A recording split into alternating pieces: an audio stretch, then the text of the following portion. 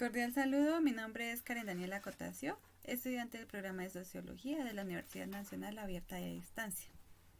En este momento les voy a hablar acerca de algunos autores y momentos claves para el surgimiento de la sociología como campo de estudio. Si bien sabemos, la sociología es el estudio de grupos y agregados sociales y sus relaciones. En este caso, ya en la antigua Grecia se hablaba de sociología, pero aún no estaba establecida como ciencia de estudio. Tenemos a tres filósofos, Heráclito, Platón y Aristóteles, quienes influyeron o establecieron en sus obras o escritos algunos modelos, algunas perspectivas que ya venían reflejándose de acuerdo a la convivencia y estructuras de esa época. En el antiguo régimen, en el siglo XVII y XVIII, se veían ya unas inconformidades debido a las estructuras de organización y por el cual se regían las personas. Debido a esto, ya en el año 1789 se genera la Revolución Francesa. ¿Y qué es la Revolución Francesa? Es el pensamiento nuevo, el surgimiento de un pensamiento nuevo o idea nueva, de igualdad, de libertad y de fraternidad. Gracias a esa Revolución Francesa se generan otras revoluciones como por ejemplo las políticas. En el caso de las revoluciones políticas, que es en cuanto al orden social, tenemos tres representantes que son Augusto Comte, Emilio Durkheim y Talcott Pearson. Estos tres filósofos estaban en contra de los desórdenes sociales y se centraron más que todo en los problemas negativos o las causas negativas que deja la Revolución Francesa. Augusto es el primero en utilizar el término de sociología y decía que este estudio debe ser científico.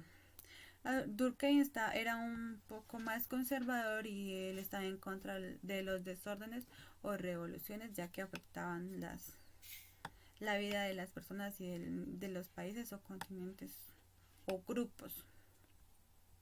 También se genera la revolución industrial. La revolución industrial es en el siglo XIX y XX, en donde se da un paso del trabajo en el campo, el trabajo agrícola, al trabajo industrial. Ya las personas se van del campo a ocupar puestos de oficina en algunas industrias que se empezaron a crear y a infundir en las ciudades. Se genera la urbanización, que es el paso del campo a la ciudad. También se generan algunos problemas de contaminación, conflictos, violencia, pobreza, que llaman más la atención de algunos filósofos, quienes quieren aplicar teorías o generar modelos para poder evitar esta clase de problemas. En esta época, y gracias nuevamente a la Revolución Francesa, también se genera el nacimiento, el surgimiento del capitalismo. El capitalismo es ya más en términos económicos y se daba más que todo porque un cierto grupo de personas eran los que obtenían grandes ganancias, mientras otro grupo de personas, y quienes eran en mayor cantidad, trabajaban mucho tiempo de lo que se debía y estaban recibiendo poca retribución de su salario. Su salario no era el más adecuado para el trabajo del cual les tocaba realizar y por el tiempo que les tocaba estar en sus labores.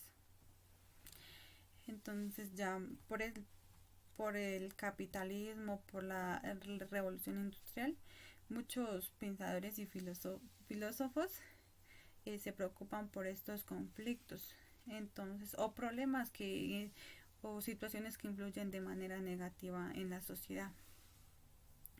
A raíz de lo anterior surge el socialismo. El socialismo quería como ir a opacar algunas consecuencias negativas del capitalismo y de la revolución industrial. Su objetivo pues era solucionar los excesos del sistema industrial y del capitalismo. Pero muchos filósofos o autores estuvieron en contra de esta teoría. Uno de los más representantes fue Karl Marx, pero pues no recibió mucho apoyo y más bien fue criticada esta teoría del socialismo. Seguidamente encontramos la Ilustración. La Ilustración es el desarrollo y cambio intelectual en el pensamiento filosófico.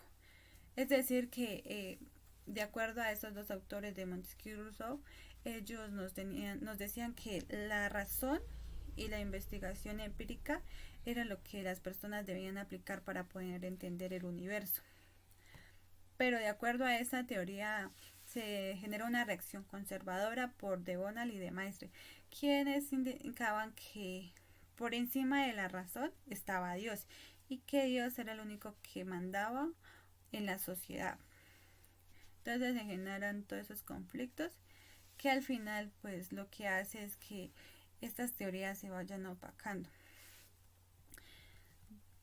Bueno, y de acuerdo a ya todos los conflictos o las situaciones negativas que se evidenciaron a raíz de la Revolución Francesa, en cuanto a la sociología alemana y su surgimiento, tenemos dos representantes, que es Max Weber y George Simmel.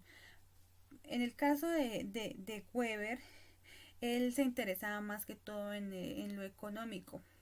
Él se preguntaba o le intrigaba el saber por qué algunos continentes pudieron desarrollarse y por qué otros tuvieron unas barreras tan grandes que les fue imposible ese desarrollo.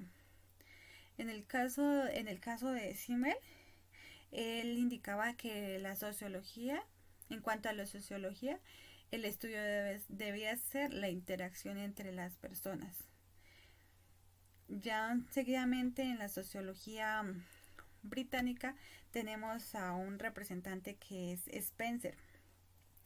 Él decía que la vida social debería ser desarrollada de manera libre, sin algún control externo o que les impidiera o que se vieran regidos por algún ente o teoría. En el caso de la sociología italiana tenemos a Wilfredo Pareto y a Gaetano Mosca. En el caso de esos dos autores, no fue tanta la influencia de sus teorías o de sus modelos, fueron más bien opacadas por los demás autores anteriores. En el caso de Wilfredo Pareto, él decía que la sociología debería estar regida por la astronomía, la física y la química. En el caso de Gaetano, Gaetano Mosca se centraba en que había una élite por encima de la jerarquía, independientemente del partido político que fuera. Y ya a manera de conclusión, lo que genera de que la sociología se implante como ciencia social de estudio son todos los conflictos y consecuencias negativas que surgieron a través de la Revolución Francesa. Entonces, se dio por una necesidad establecer teorías y modelos para poder dar alguna solución a todos los conflictos que a final de cuentas implicaba a muchas personas, a muchos continentes, y que en alguna cierta manera o de algún lugar se tenía que tener en cuenta las características para poder saber qué teoría o de qué manera se podía ayudar. Esa es mi reflexión y mi resumen acerca de todo lo que tiene que ver con el surgimiento de la sociología como ciencia y cómo se implanta como ciencia de estudio. Muchas gracias.